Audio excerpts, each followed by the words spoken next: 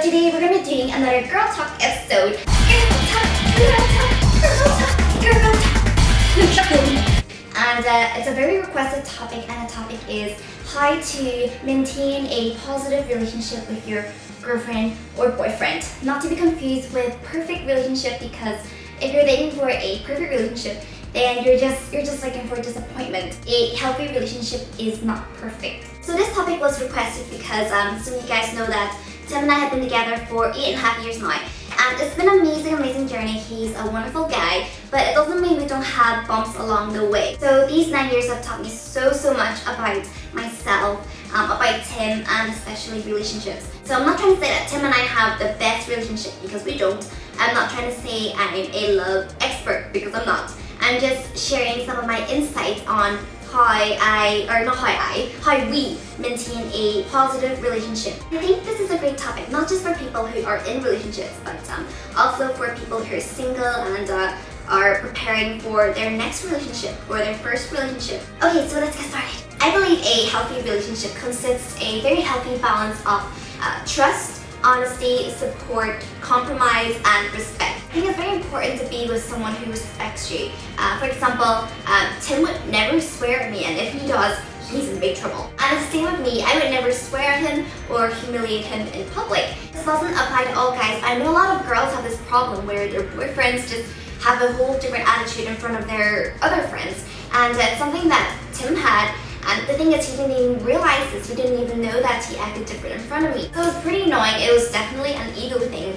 And for him, it was a way for him to exert his manhood onto me, just to look cool in front of his friends. Which brings me on to the next point. If there is a problem, solve it right away in the correct manner, or it will get worse. I know a lot of my friends who just complain about it. Oh, I wish he'll change, I wish he'll think more about me, but it's not going to do anything. Wishing isn't going to do you any favors. Tim and I never really raised our voices at each other, and if it is the case, it's normally me. But it's still pretty odd, because I would like to think we're pretty laid back, but a lot of times I have to force myself to control my feelings. Sometimes our feelings just blind us, and they make us do irrational things and make us say things that hurt other people's feelings, because your feelings come and go and they change, and you just can't trust them. Sometimes you really have to focus on the mind as well. And I know it's hard, because sometimes you can be so clouded with emotions, but that's something that I really had to train myself to do. There's another thing I learned, and no offense to all of the guys watching this, but ladies, some guys really aren't that bright, okay? So when I was younger, I made the mistake of thinking, if you are my boyfriend, you should know when I'm upset and why I'm upset. So thinking back, he'd be like, are you mad? No, I'm not mad. Are you sure? Yes, babe, I'm not mad. Gosh, I hate it when there's nothing good on television! And this goes on for ages. And when he finally catches on that you really are upset, it takes even longer for them to guess what they did that upset you. You may wait forever, so you might as well do yourself and your boyfriend a favor by just getting out in the open.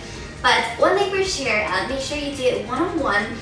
Make sure their friends aren't about, because this could, be pretty embarrassing for them. Make sure that you don't do it in public, so they don't feel humiliated, and you still respect them enough to do it in a private place. The thing is to give him a little heads up and make sure he's prepared for it. So don't just blurt it out of the open, out of nowhere, because only that can make things worse. Tim really appreciates it when I just get to the point.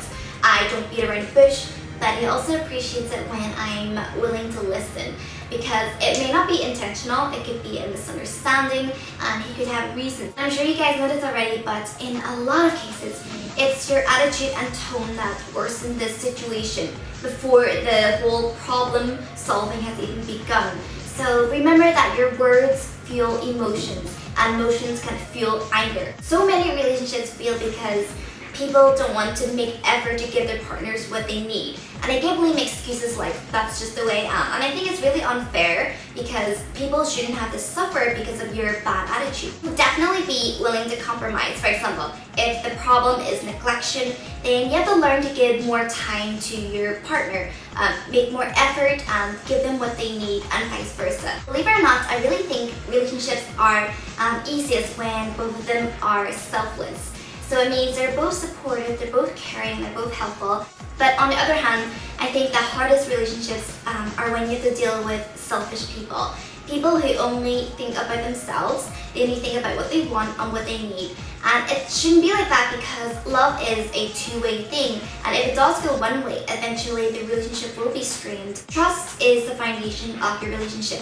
And when you don't have trust in your relationship, then it's really hard for it to succeed. I really believe that insecurity is one of the most suffocating emotions to deal with.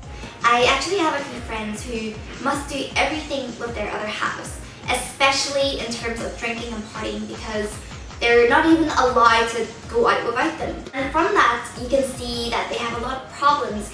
They're trying to hold each other too tight, and when you hold the other person too tight, you just end up hurting them, and you can end up hurting yourself as well. A little jealousy is healthy because it shows you care, but when it goes beyond obsessive, then this is a serious issue that you're gonna have to work with. They're meant to be with you, they won't hurt you. So compromise. If your other half is kind of insecure, then you may have to reassure them and give them a sense of security. I think a healthy relationship also gets help and support from family and friends, especially in your first relationships. You can grow so attached to each other because it's all new, you don't know how to deal with it, you don't know what's right and what's wrong. So sometimes you can fall into a trap of just cutting out your friends, cutting out your family, and you're just happy being with each other. And you end up reaching a black hole where your happiness is totally and reliant on each other. So this is why so many people feel so lost after a breakup, because they just ditched away their social life and everything, and then afterwards they feel lonely, they feel like nobody's there for them. You need a good balance between boyfriends and friends and family. The next topic I'm going to discuss about seeing the heart of your boyfriend or girlfriend. Sometimes when you're on Facebook, it's so easy to see pictures of couples uploading pictures of what they buy each other, where they take each other, or just what they do for each other. And behind all of the pictures, you really don't know what goes on behind a relationship. It's nice to do gesture by taking them out or whatsoever, but it really is about the heart. For example, a girl can feel so lucky because her boyfriend buys her Chanel handbags, he buys her jewelry, he takes her out, he always pays for her, but she doesn't know that he probably lies to her and cheats behind her back all the time. So it is all about the heart, and I feel like some girls can go off in a wrong direction when they think their boyfriends aren't romantic enough, they don't do grand surprises enough. A good friend, and she once told me that even though she loves her boyfriend, he's just too predictable. He rarely surprises her, and he just lets her pick wherever they want to eat. So yes, he wasn't as romantic as she might have hoped, but then she got over the superficial possessions and she saw the heart. She realized that even if he did choose where he wants to eat, she would just shut him down and say, no, we're not eating there. He knows and cares about her enough, and that's why he lets her choose. And I think that's why a lot of people feel disappointed in relationships, because their expectations fail them. So surely he may not be able to express himself through romantic gestures, but what he's already giving her is priceless, and all she needs to be happy. So are you focusing too much on actions rather than the heart? I'm going to talk about moving forward and leaving the past behind. I know some of you guys have probably been hurt and you just want to protect yourselves by building walls around you. But I just want you guys to realize that when you build walls around you, yes, you may prevent yourself from getting hurt, but you also trap yourself in and you stop all the happiness from coming in at the same time. Maybe some of you guys are still living in regret. You don't feel like you deserve to be happy. Just realize that sometimes good people do bad things. It doesn't mean they're bad people. It just means they're human, and as human, we make mistakes. It's time to just leave the past behind and concentrate on the future. And if you're in a relationship that's been strained by betrayal or whatsoever, then it will change for both of you guys. You both will have to work very hard.